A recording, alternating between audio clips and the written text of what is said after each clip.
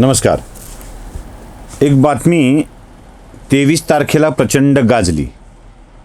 बारामतीचं मतदान चालू असतानाच म्हणजे सुरू झालं आणि रोहित पवारांचं एक विधान आलं आणि त्या विधानावर जोरदार चर्चा मीडियामध्ये होऊ लागली.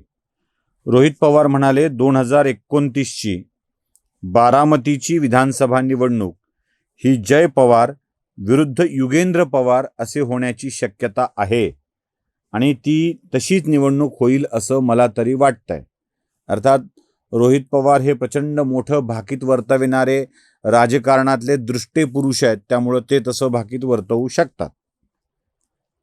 नंबर 2, जय पवार असं म्हणाले की बारामतीच्या लोकांच्या डोक्यात मी 2029ला निवडणूक लढवावी असं आहे, त्यांची इच्छा आहे, पण मी पक्षाचा सामान्य कार्यकर्ता म्हणून राहील. हे दुसरं. युगेंद्र पवारांनीही या विषयात आपलं मत व्यक्त केलं. आता मला प्रश्न पडला, रोहित, युगेंद्र, जय, सुनेत्रा, सुप्रिया, शरद पवार म्हणजे सगळे पवार पवार पवार पवार पवारच खेळणार आणि बाकीचे का गोट्या खेळायला आलेत?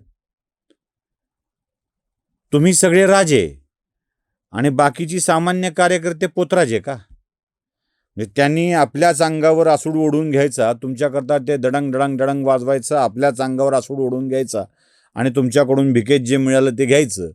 या लेवलची सामान्य जनता आहे का? साधा विचार करावा. आपल्याशिवाय बारामतीत कोणी नकोच ही धारणा जी चालली आहे ना, ती फार वाईट आहे. जय पवारांना एवढी घाई कसली झाली होती?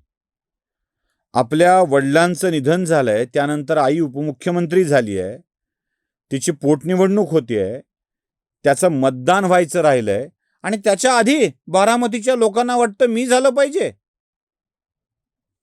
अहो, तुम्ही अजित पवारांचे सुपुत्र आहात, जरा तरी विचार करा बोलताना.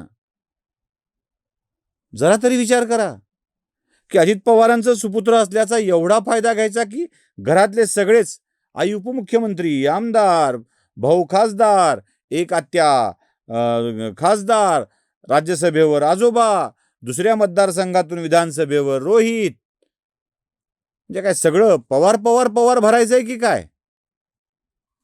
हा विचार तुमच्या डोक्यात येतोय की काय? म्हणजे आपल्याशिवाय बारामतीत दुसरं कोणी नकोच ही धारणा आहे. मला रोहित पवारांचं तर आश्चर्य वाटतं. म्हणजे मी वारंवार धोका पत्करून रोहित पवार या विषयावर बोलतो. काय मुहूर्त साधलाय ना रोहित पवारांनी, काय मस्त मुहूर्त साधलाय.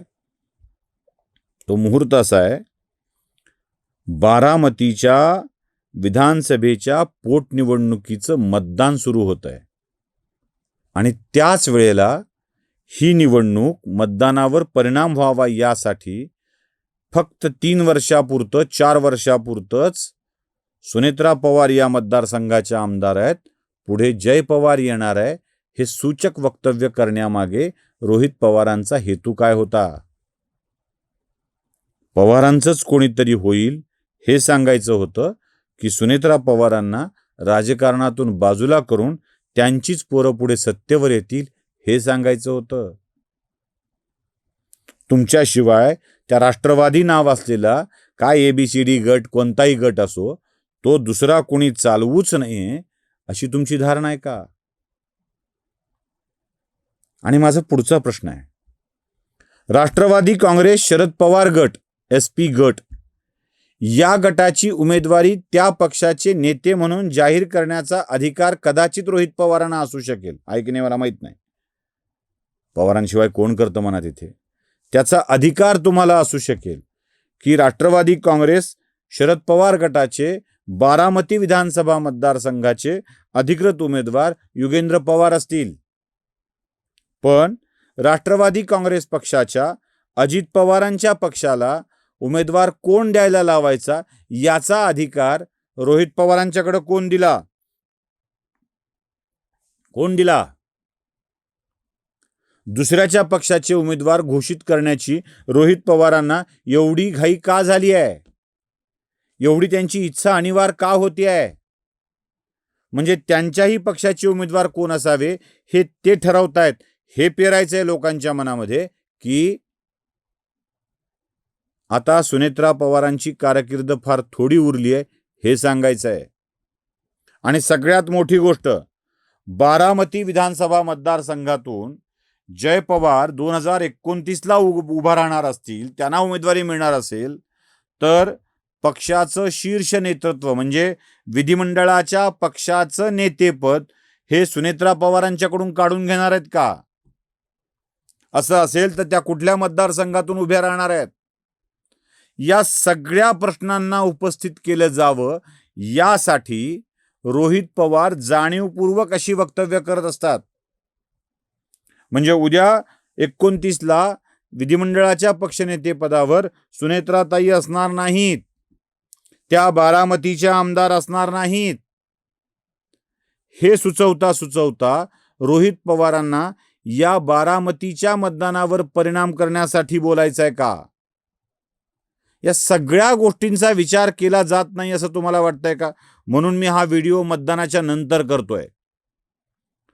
खरं तर बारामतीच्या पोटनिवडणुकीत हे अशा स्वरूपाचं सकाळी सकाळी विधान करून त्याची चर्चा घडवून आणून सुनेत्रा पवारांचं मतदान कमी व्हावं यासाठी एक षडयंत्र केलं गेलं होतं का? कारण रोहित पवारांना असे विषय पसरवायची सवय आहे. त्याशिवाय का रोहित पवार उगाचच राष्ट्रवादी काँग्रेस पक्षाचे उमेदवार घोषित करतील त्यांच्या अधिकारात नसताना? आणि सगळ्यात मोठा प्रश्न, NCP पार्टी जी अजित पवारांची आहे घड्याळ चिन्हासहित, ते आपल्या विधिमंडळाचा नेता का बदलतील? मग यातून बदलण्याचा विचार चालू आहे आणि पुन्हा आरोप करायला मोकळे. तटकरे, मुंडे किंवा पटेल हे या पक्षाचं नेतृत्व बदलायला टपलेले आहेत, त्यांना सुनेत्रा पवार अजिबात नको आहेत, हे सांगायचं आहे का? रोहित पवार हे सांगण्यापूर्वी एक गोष्ट विसरतात की त्यांच्याच आजोबांनी बाहेरचे पवार आणि बारामतीचे पवार असं सांगून सुनेत्रा पवारांना त्या बाहेरच्या आहेत हे दाखवायचा प्रयत्न केला होता. मग या सगळ्या प्रकारामध्ये निवडणुकीवर परिणाम करण्यासाठी अशा अफवा पसरवणाऱ्या रोहित पवारांना, उगाचच भोवल्यावर चढायची घाई झालेल्या जय पवारांना या सगळ्या गोष्टीचे खुलासे करावे लागतील. नमस्कार. स्वधर्म जागृतीचा विधायक बुरुज NLighter News.